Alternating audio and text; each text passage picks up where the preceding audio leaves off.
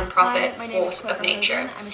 We are coming up to COP27, and what that tells us is that we've been having these conversations for over 27 years. Still, decision makers in historic seats of power are failing to treat the climate emergency like an emergency. So many of the solutions at the center of global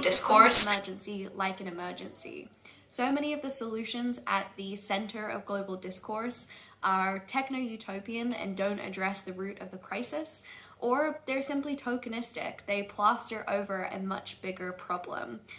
What COP26 showed me last year is that more than ever, we need new voices in the room. We're not going to solve the climate crisis with the same people and the same thinking that created it. So this year at COP, it's so important that we have people in decision-making spaces, not just handed the microphone, who have historically been excluded from those spaces. That includes frontline communities, BIPOC communities, the global south, the people who have contributed least to the climate crisis, yet are already paying its worst consequences. We all know that in Pakistan this year, 33 million people were displaced. And even though it's not making the headlines, 1.5 million people have also been displaced by flooding in Nigeria. We saw record-breaking droughts and heat waves across Europe. We saw more intense cyclones and hurricanes around the world. There's no doubt that the climate crisis is not something happening in the future, it's something happening today. So we need frontline communities in the room, and critically, we need the people who are inheriting the worst consequences of the climate crisis. The people who are actually going to inherit the decisions that are being made in these spaces, and that's why young people must have a seat at the table. We need radically new ideas, we need radically more transformative solutions, and that's why it's so important, again, that we don't just offer young people microphones and platforms, but we truly listen to them, we truly elevate those young people into positions of power. At COP, I also want to see recognition for loss and damage. Countries, wealthy countries, have talked about this year on year, but where is the money? Where is the support? Where is the resource to help the countries that are already living through a climate crisis today? And critically, we need community resilience. We need to galvanize action within our own neighborhoods. As the spotlight shines on Egypt, it's so important that we create spaces for connection, communication, collaboration. Again, the leaders in those positions of power have proven that they're incapable with the instruments and the tools that they have today to solve this crisis. And so we need to take power back upon ourselves. That is why Force of Nature launched climate cafes, self-organized community spaces for people to come together to talk about how the climate crisis makes us feel, to address the elephant in the room, the huge rise of eco-anxiety, the fact that more and more young people are falling into despair while the adults in our lives are ensnared in denial. We need to create spaces to come together, to be human, to be vulnerable. And then we need to have spaces to understand how to channel those normal but difficult emotions into action.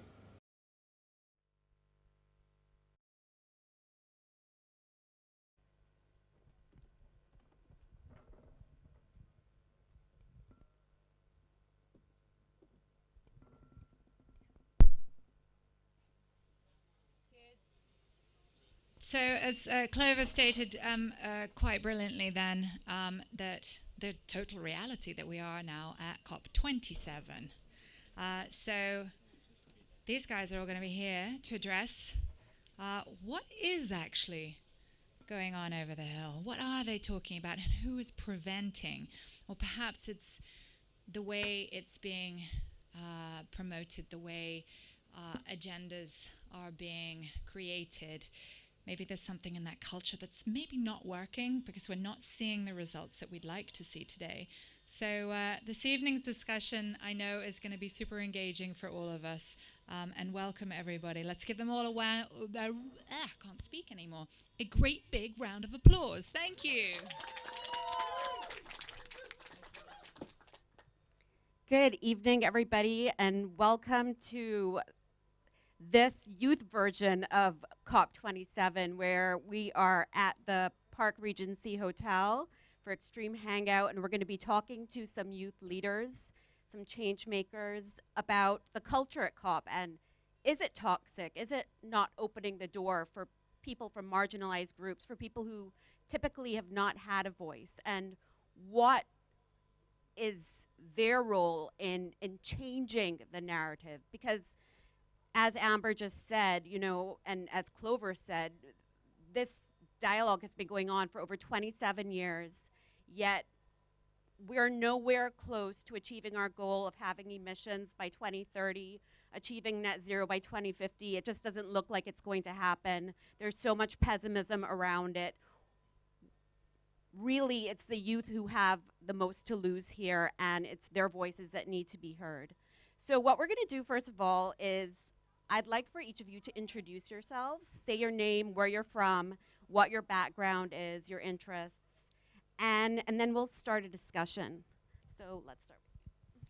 Hi, I'm Pravalika. I am born in India, and then I moved to New Zealand and then to Canada, and I've been in the climate space in volunteering for different organizations. And right now I'm with Climate Youth Negotiator Program, helping young negotiators to actually be in the seat, be in the table and negotiate for their country. And yes, really honored to be here. Okay, thank you.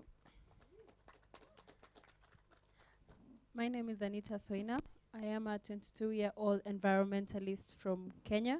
I come from the famous Maasai community. I'm so sure many of you have heard about it. I have been in the environment space since 2018. I started at the age of 18, that is after completing my high school. I just wanted to participate in contributing to solving global community problems, and that is how I found myself in the space. I have studied something totally different in communications, and I'm trying to use my communication skills and to practice my career in conservation. I'm volunteering with so many environmental related organizations, and currently working for We Don't Have Time organization as well, trying to expand my environmental journalism and trying to get to the environmental journalism space.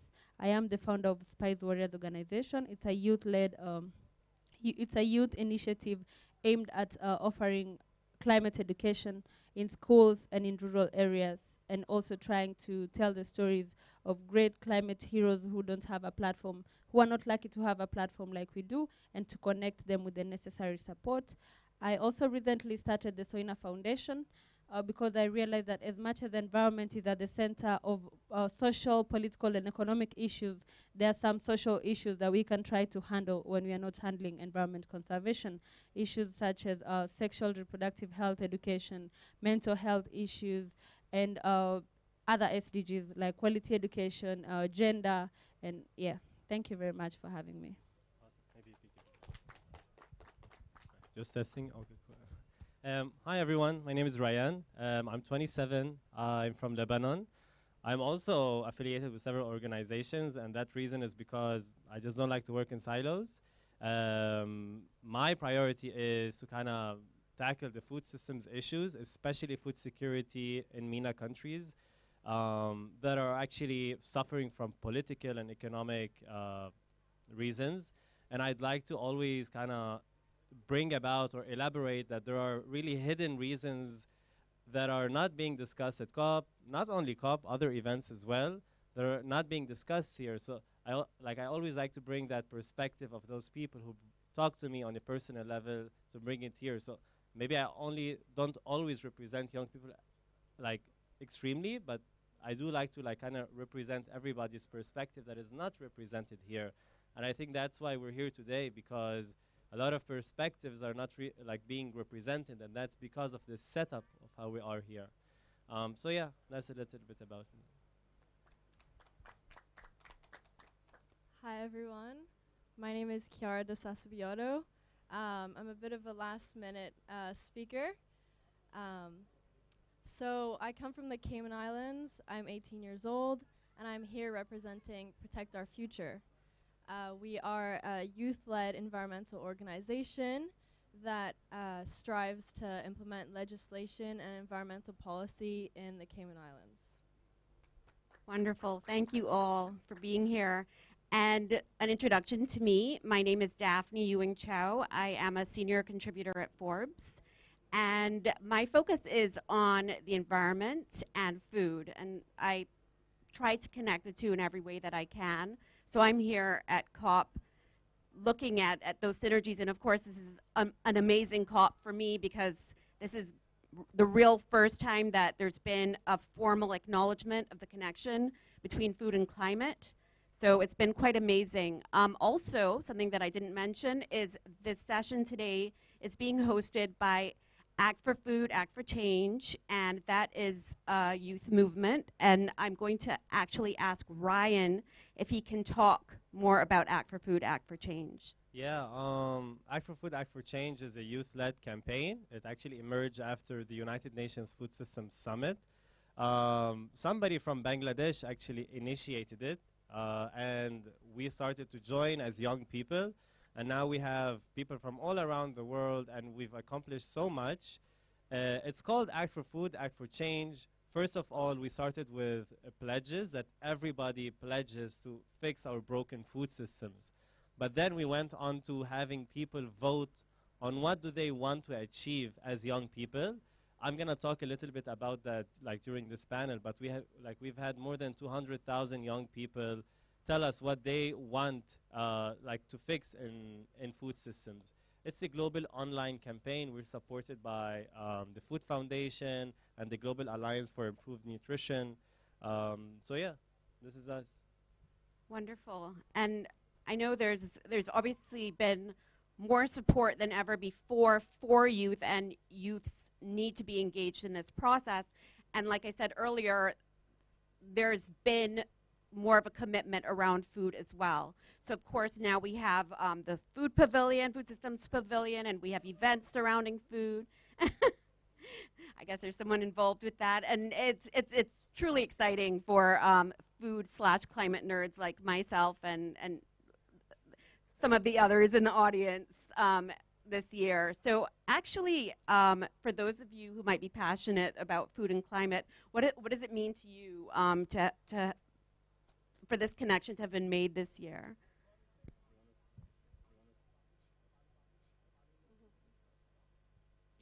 Okay, so for me, I'm going to speak on the perspective of food security and climate change, because the biggest problem that we have in our countries, African countries, and especially my country, is the availability of food. Just like before, we used to fight for people to have access to clean and safe water. We are in a situation where we're fighting for people to have any kind of water because of the droughts and all that. And I grew up at a time when such things were not really a vocabulary, lack of food and lack of water and all that. But over time, it has been increasing. The number of people who are going to bed on an empty stomach are increasing every other time. So for us, it's before we even talk about the quality of the food, we are talking about the availability of any food that people can eat for them to survive. But I also can throw this back to our governments back in Africa, that we have seen countries even that are in the middle of the desert being able to produce food and are food secure. So I think African leaders should also prioritize the access to food for our own people, because you realize over time when we have seen all these climatic change effects happening and even affecting availability of food, it's something that was predicted way before. It's not something that caught us unaware. So meaning they should have prepared before to make sure that they are ready, knowing that tomorrow we have current effects of climate change and future expected that we do not know about right now. So I feel like there was a bit of ignorance about that. And the fact that most of them can put food on their table actually makes it makes them not to understand the situation. When they don't really have the connection with the people, the touch on the ground, and it's just all about our people are dying, our people are dying. Okay, give us the money, show us the money. When you are given the money, are you also prioritizing and putting it in the right place? Because that is where the discussion also needs to start from. We come here to ask for support we come here to say that our people don't have food. But we also need to get back home and ask ourselves, if we get this support, are we going to prioritize what is really important for the people? Very true. I just want to make a short comment. We always think about the big picture. We always talk about the dream. Everyone talks about climate justice and everything. But what we don't realize is the basic needs that needs to be first addressed, and then we can fix all the big problems. So I'm very glad that there's a big dialogue on food and climate this COP. Quite shortly, for me, I think, why am I really passionate about food systems in specific? We know a third of greenhouse gas emissions are from food systems. And we know the fastest way to tackle the climate crisis is through changing diets. Yet again, when I started to ask people to change their diets, it was not okay. People don't have accessibility to food, let alone these superfoods or alternative proteins or vegan alternatives, whatever they are, and then they can't afford them. And so hence why I'm not only speaking that food systems are a solution to the climate crisis and they should be on the agenda, I'm also speaking that even if we do include them on the agenda, what we're doing alone in food systems is not enough for people to be able to take those actions. So that's why we're here to discuss these. Just to speak a bit about what the small island nations face about food security and climate change, we are one of the most vulnerable places on Earth. I know Daphne and I come from the Cayman Islands, so we know how close to the sea level we are, and how I always took for granted, something as simple as taking my dog on a walk along the beach, and now that's not possible anymore because the beach has just disappeared. And in terms of food security, the majority of our food, as we are an island, gets imported from the United States. And we all know how many carbon emissions come from these ships, these massive ships. And not only that, a third of our tourism industry, I believe it's a third, comes from cruise tourism. And we know how much waste that creates. So I really think that in COP that not only small island nations should be represented, but the youth of the small island nations should also be in the conversations, I think. Amazing. I think, sure. Okay, so I think I also wanted to make a comment on the issue of food systems contributing to climate change. And maybe to pose this to my friends from Africa. I come from a community that depends on, we eat meat, We are Maasais, we are pastoralists. That is what we grew up doing. And for us, we do not feel as if our livestock farming is really contributing to climate change as much as to the north. But when these discussions do come up, we are also forced. We are also put in a situation where you are an environmentalist, you are a climate change advocate, but you are eating meat, you should stop eating meat. It becomes a problem because I now have to abandon my own culture when clearly our livestock farming is not really so industrial like in the north. So I don't know how to go about it, but I think it's very hard for me to stop eating meat. It's something I have to, like I say, you don't have to be perfect. It's something you have to train yourself. You cannot wake up one day and decide that, you know what, this is, I'm going to stop eating meat and all that. And it's something I can't also go back to my community to tell people that, what you're doing is contributing to climate change. You need to stop eating meat. For us, actually, we use their animal produce as fertilizer, and it is more recommended as compared to the one that we buy from the shops. So, yeah, that it's something that really makes. We have this heated discussion most of the times with my friends from my community and even from my country, that when we are asked to stop eating meat because we are environmentalists and we only contribute 3% of the global emissions as Africa, less than 4%, and this less than 4% has been financed by the North. So meaning that even this less than 4% is not ours. And now I have to stop eating meat. You know, it's something that that really makes us think. You know, yeah.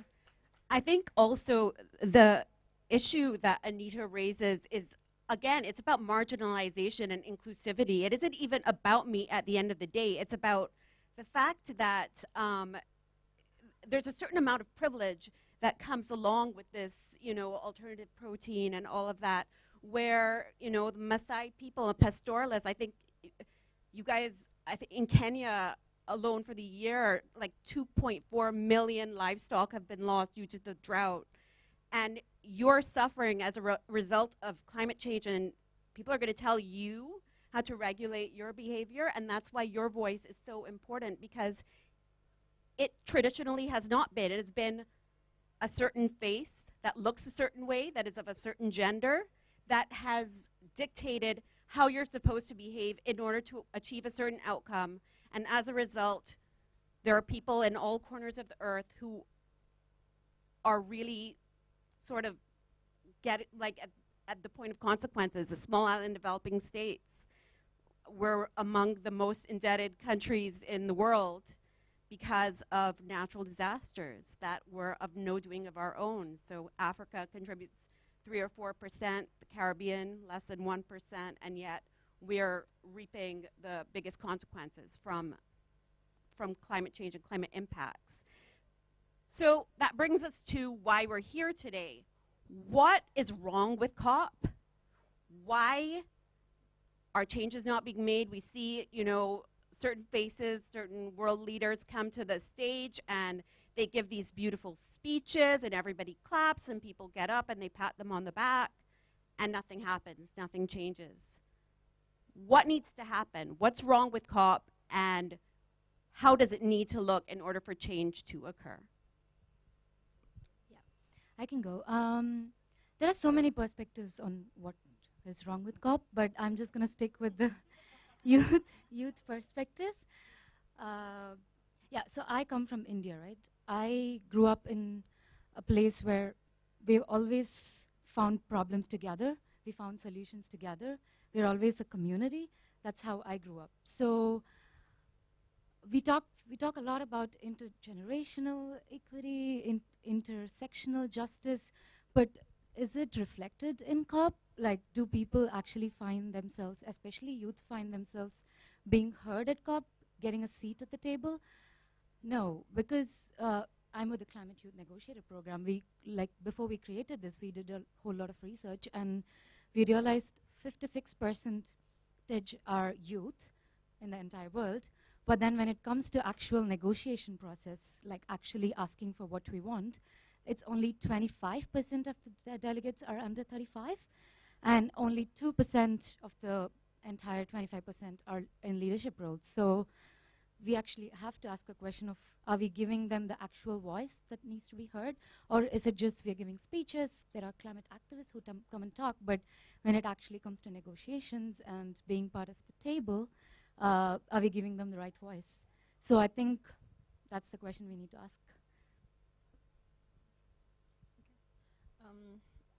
So for me, I think the biggest issue I'll speak on is in the negotiation rooms.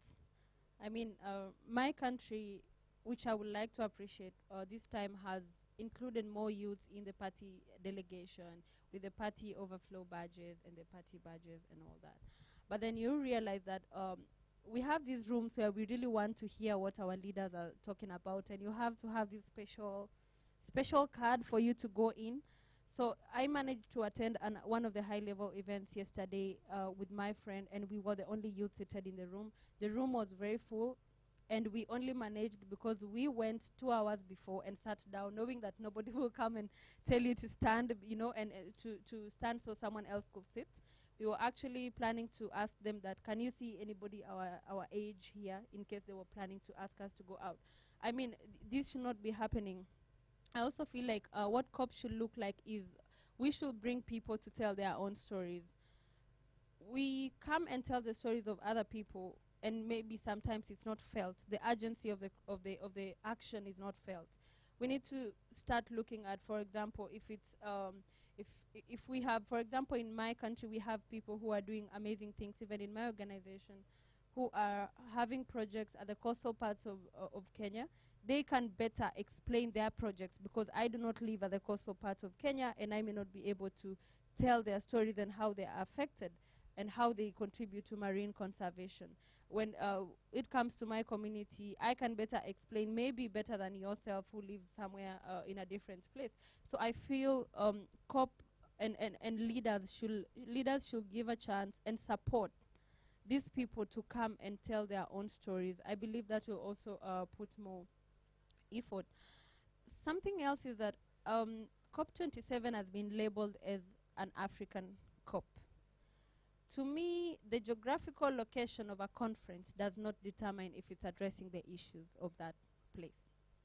If COP27 is not going to finally address the issues of Africa that we've been raising before, then to me, it remains a COP hosted by Africa, but not a COP not an African COP. So this will be determined by after the conference. We will see if it's going to be much better. What has been said, because it's very sad that we get to hear that some discussions are the same discussions that happened let's say in COP26. If we had this discussion before, I think we should be talking about something else. We should be talking about what we have achieved. If we made a promise at COP26, and even if it's a 5-year promise, we need to know that it's been 1 year. Where are we right now? So that we know that the remaining 4 years, what else do we need for us to achieve this? So I also feel like there are so many 2080 promises, 2090, 2050, 2070 promises. We are in 2022. And we are experiencing the worst impacts of climate change already. So do we just need to go extinct for, I don't know who to act? Because 2080 to me is really very far. For a country to promise that they're going to cut on emissions totally by that is a problem. Many countries promise to cut on fossil fuels by certain years, and then right now you hear that, oh, you know, the Russia-Ukraine war is now forcing us to go back to countries like Senegal to invest in coal plants. And I'm like, this is the chance for you to say that the circumstances have forced us to get out of fossil fuels or to reduce. Then why don't we invest in renewables? In my country, 90% of electricity comes from renewables. It's clean energy, wind, solar, and all that. So countries should strengthen their commitments and take advantage of the fact that we have such resources. Come to Africa, invest, and we can all, I mean, we can share the energy. I believe it's enough for all of us if we take care of what we have right now. Yeah. Yeah, I think I'll build off of that. I'm not here to discuss any specific COP, whether past COPs, this COP, or future COPs. I think the session title says it all. We're here to discuss the format of COP and not the results of this specific COP. The issue why we made this session in the first place is because I think the idea of having a speech is the problem. We come here thinking that we're here to kind of co-work or kind of look at the progress that we've done and move forward, kind of close those gaps, look at the barriers, find solutions to those barriers. But instead, like, what is happening is we're still giving updated pledges, updated climate action plans by the same people. What we're saying is that and this is a critique to young people themselves from a young person. I think young people are falling into the wagon of older generations in terms of feeling that they have done successful effort just because they were here, they gave a speech, they wrote down a piece of paper, they sent it to negotiators. I personally have an issue with that because we are capable of much more than that, and I feel like we're looking up to the older generation a lot, and we're noticing these patterns by wearing these fancy clothes and sitting there and making these speeches and gathering and just like adding to your CV, but not really doing work. And so I think I feel like a little bit concerned about young people because they're coming into these spaces trying to look up to the older generations in those closed rooms and trying to act like them, but in their own youth-led rooms, which is the same thing, but we're just calling it youth-led spaces. And so I think that has to be addressed between young people themselves and, hey, listen, you're falling off the wagon, becoming like the older generation. The second thing I'd like to mention is, and I'll give an example here, Act4Food Act4Change, as many other youth-led organizations, not just in food systems, have produced policy recommendations that have been surveyed by hundreds of thousands of young people. For example, at Act4Food, we came up with the top 10 recommendations. One of them is to actually protect food systems from the effects of war and climate change and political disruptions. No, there is no COP that ever mentioned such a policy recommendation. And I'm not saying that people have to be so brilliant and creative to be able to come up with all of these points. Otherwise, you would be amazing and you would be visiting everybody and thinking on behalf of everybody.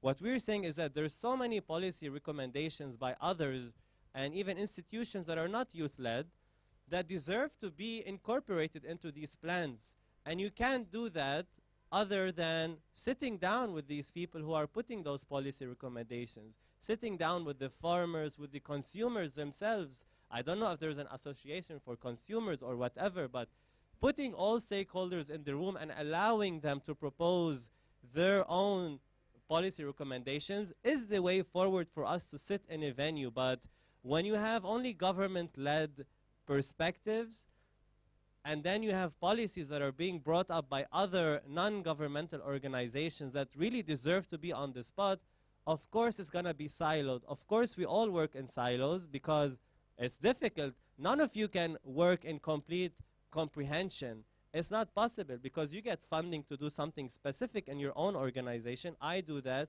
Everybody does that. And if I want to say that I'm not working in silos at all, I would be lying to myself.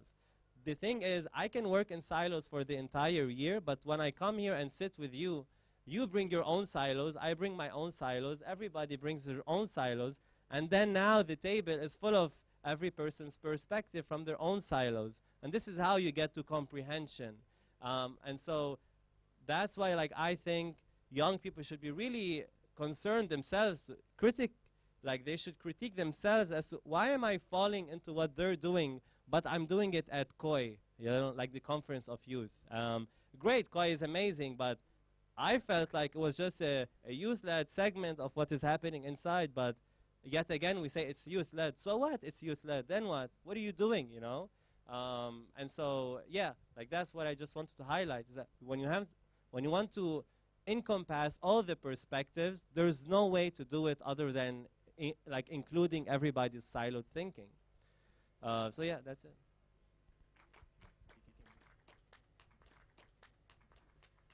Ryan, I think you make some really good points.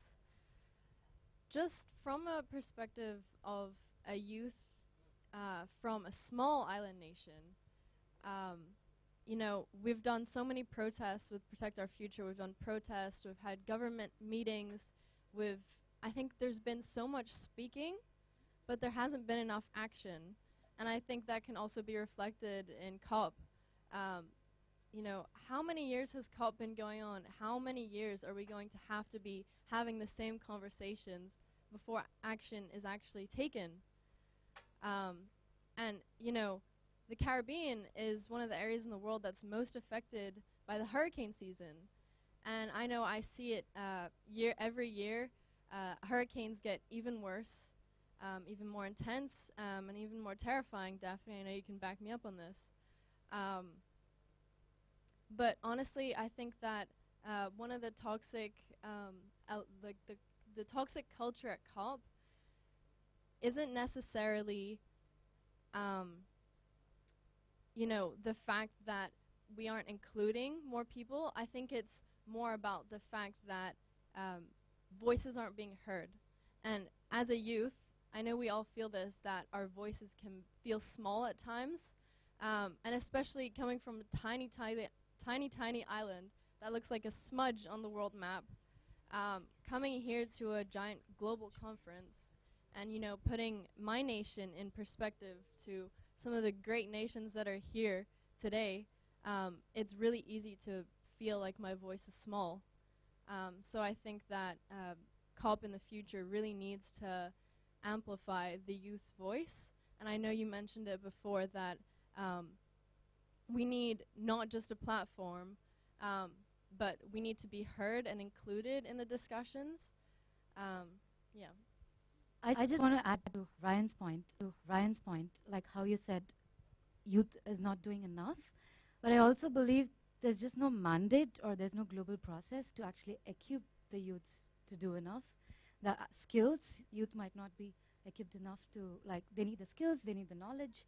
So I think there's a big bit of disconnection and gap between what we can actually train the youth to do. So yeah, I think it's not just the willing, but youth are willing to be part of the discussion, but it's just that they don't have the right skills or the mandate to be there. Okay, I think to also add on what she said is that, you know, somebody giving even a speech alone, to me, is enough. Why I say so is because climate action is very wide. You may not be able to do everything. Back in my community, I do advocacy. If you go to my social media, I wake up environment, I sleep environment, I talk climate action here and there. There is someone else who does not have that ability and maybe is able to, for example, my county coordinators, who we work together closely, we organize environmental activities on ground. Most of the young people that I even know at COP are on the ground doing the work.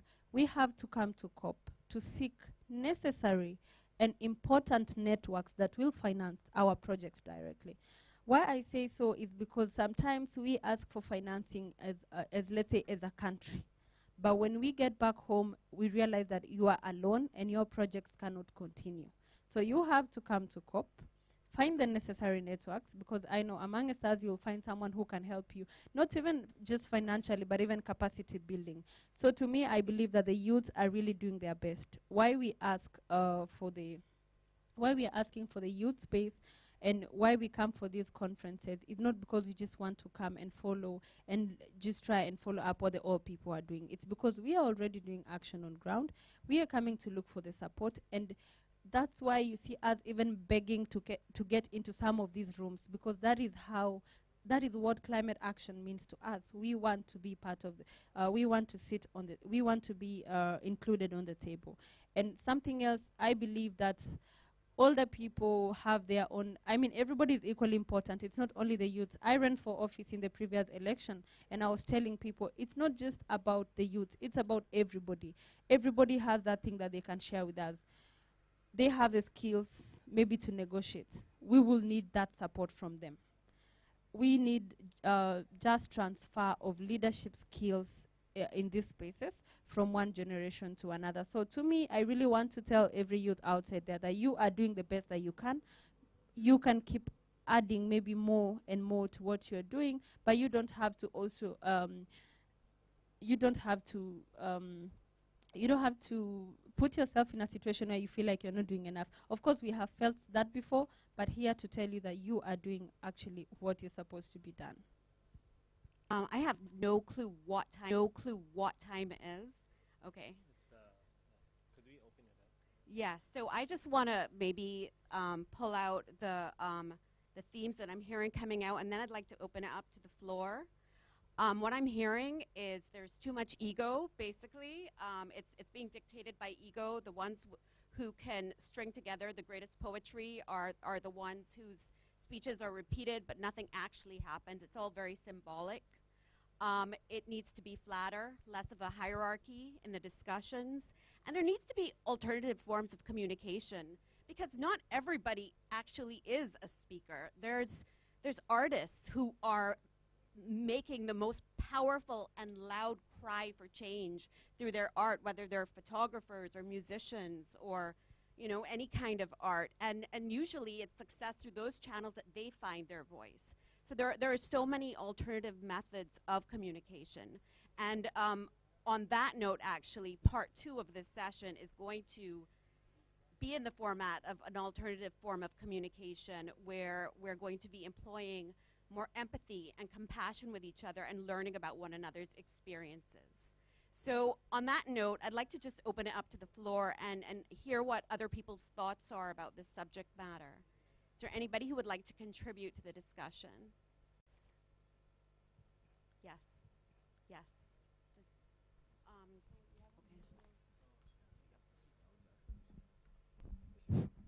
Hello everyone. My name is Ibrahim Inusa, and I'm from the northeastern part of Nigeria, on the colonial border between Nigeria and Niger Republic, where the topic of food is very important to my people, and because of the climate change. So the food and the climate are very important for us, for me, and for my community and the world at large. And coming down to the topic of toxic culture of CAP, is that yes, so many things are going on at the same time, and maybe you might have the first experience, and you come just to the space, you're just coming into the space, and you might get lost after just having to deliver what you are come to deliver. Like, yes, you are coming to deliver a speech, you are coming to deliver a position, you are coming to deliver that. Yes, and yes, I agree with all of the speakers, and especially Ryan saying that yes, everyone has silos, and we are all working in different angles, so everyone is important, and as you all said, and I think the only thing missing is that we need to never underestimate the power of consistency. Like, yes, don't just relent, and just keep working. We are here, and yes, they are hearing us, even a little, and even just a step that you just took matters. Like, you need just to move forward no matter how. So don't just say the space is need so many, I think. Don't just, what am I saying? Oh. Sorry.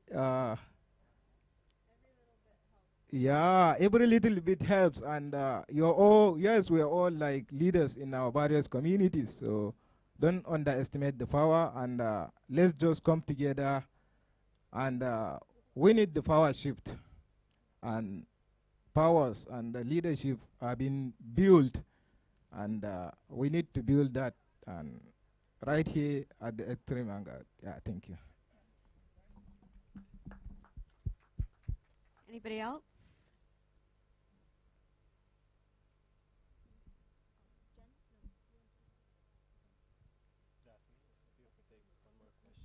Hi everyone, thank you so much. This was super interesting. My name is Steph and I'm from Brazil. I just wanted to ask, because we are talking a lot about youth, right? And we are a very different group. As you can see, we have 4 very different speakers, and we always talk about having an intersectional approach because there are a lot of issues going on and we are a lot of identities. How would you personally address that?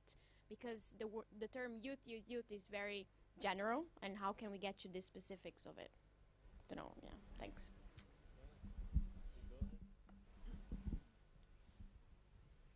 Okay, I hope I got your question right. So I think we talked about youth because the question was on what you feel is not wrong. So to me, I addressed what I felt was not right with the youth inclusion and the youth power and all that. But I think we need to address, we can address the problems together, regardless of who you are, regardless of where you are. we can come together to address the problem, not forgetting the needs of other people, and not forgetting that we are all not the same.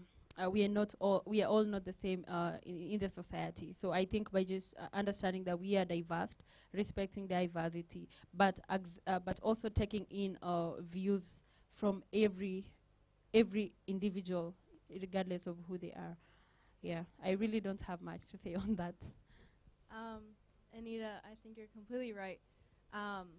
And what I would say is the reason why we're grouped as, under youth, for me, I think it's because we all share the sad but common fact that we as youth will be the generation that is the most impacted by climate change ever.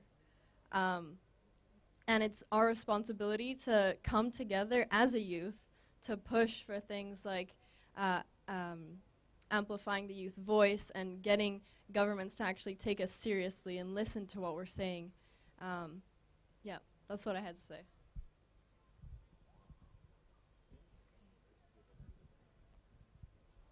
Where are we at with time? 5:02. Okay, so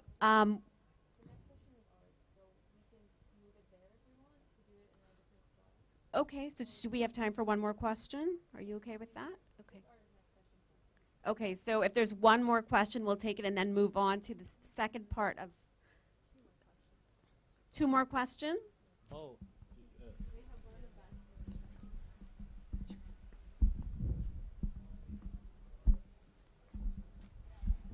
Good evening and thank you for the opportunity. My name is Chizoba. First, is a toxic culture what's called preventing change and what can we do about it? I said maybe a day before yesterday, I wanted to download the COPE app to follow virtuality event and something came to my mind. Okay, we're talking about diversity, including everyone. I am very worried about people with disabilities. Like, how can they follow these conversations?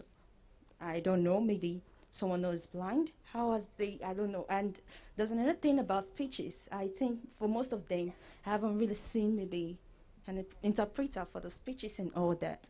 So are we leaving those people out of it? Are they not part of the whole group?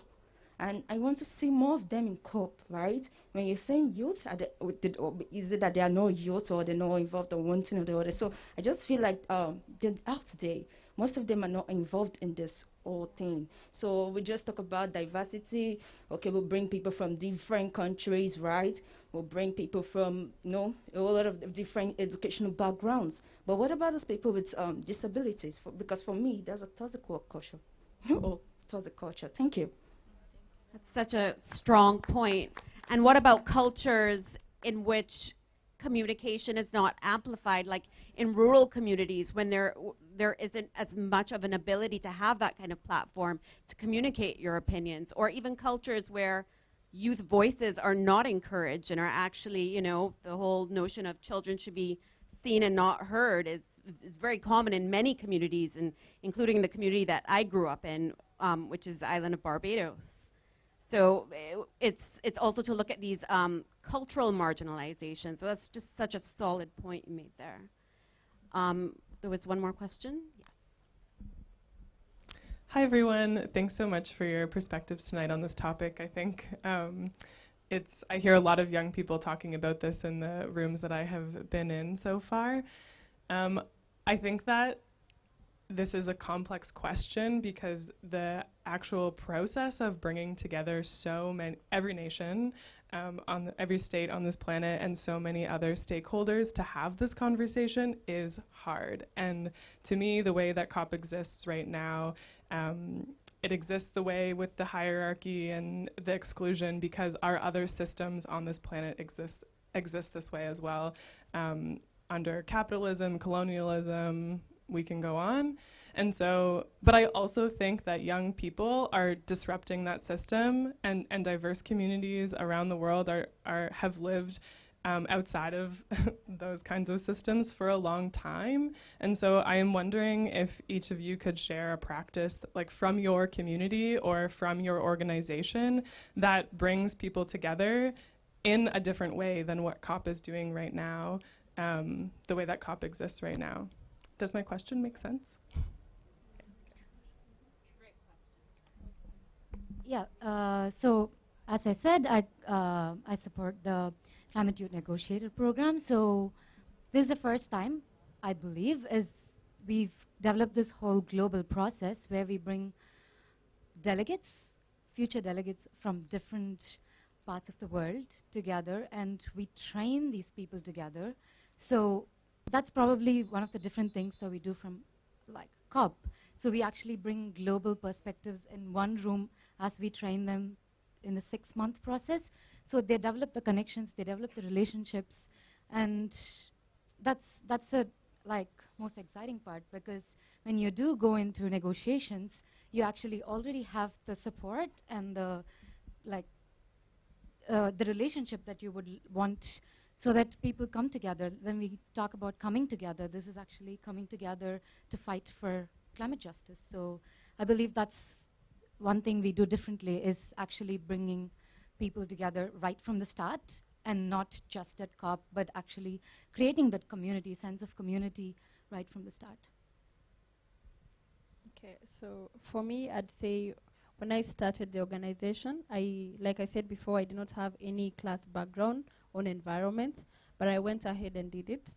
Right now, I have an organization that has more than 300 youths in Kenya, and 99% of them have not studied anything related to the same.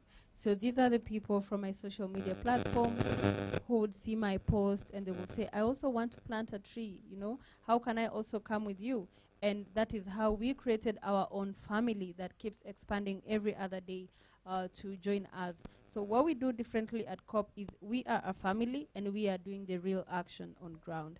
We also have expanded to Tanzania and South Sudan with an aim of just offering climate education to people who find it boring, because for sure the language used in this space can be very tough and very boring for people who are not passionate. So we have to make it simpler for them. We have to make them love and enjoy. We show them the fun part of it.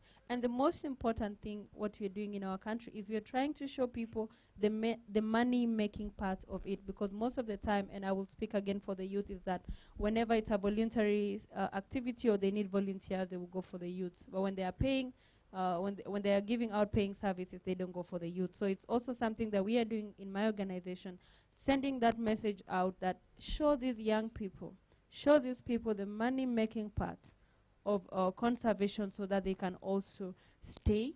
And that way we will bring more people on board and we leave no one behind. On the question raised by my sister from the back, I think it's a very good point that we actually will all, I believe, in our own spaces, in our own capacity, try to advocate for, so that even our local medias in our own countries reporting about what is happening at COP can also try and consider different groups that are not considered at the moment.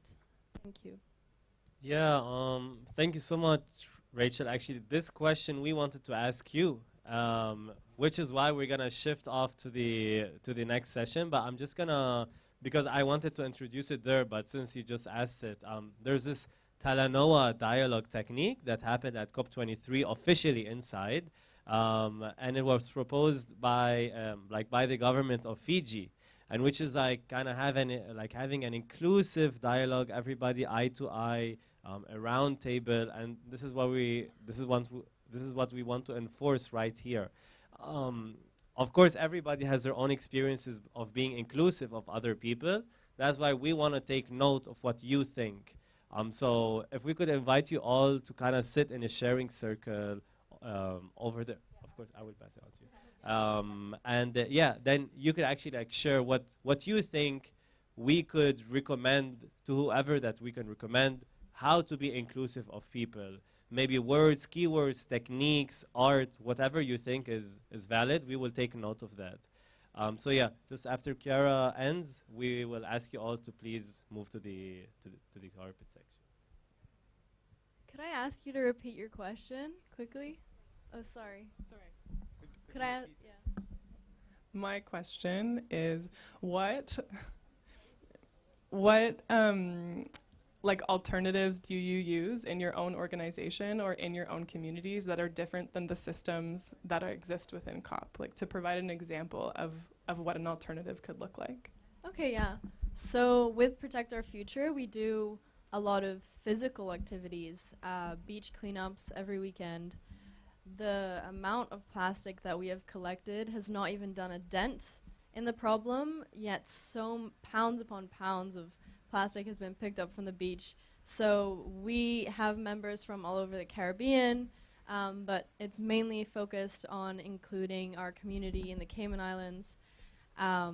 Another project that we've been working on recently is getting a reef-safe sunscreen to get a ban on reef unsafe or not reef-safe sunscreen. So we've been doing a lot of like working towards action, but then also education. So we have an environmental education program for our middle schoolers. So that's really just focusing on not only getting, you know, teens involved in the environmental movement, but also kids that are growing up to, you know, take our place as leaders one day, just as we will take places of the people that are speaking here at COP one day. To follow up from what Kiara was saying, I'm from Barbados, but I actually live in the Cayman Islands, and the movement that Kiara is talking about, Protect Our Future, has actually done an amazing job of shifting culture in the Cayman Islands, where I think it's quite cool and you know, the coolest kids are the ones who are actually environmentalists in Cayman, which I don't think is you know, the same all over the world. So I think Protect Our Future has done an amazing job there. And on that note, I want to thank Act4Food Act4Change for hosting this event, and I'm very excited to move on to the second part, which is going to happen under that tent. So thank you all. Act4Food.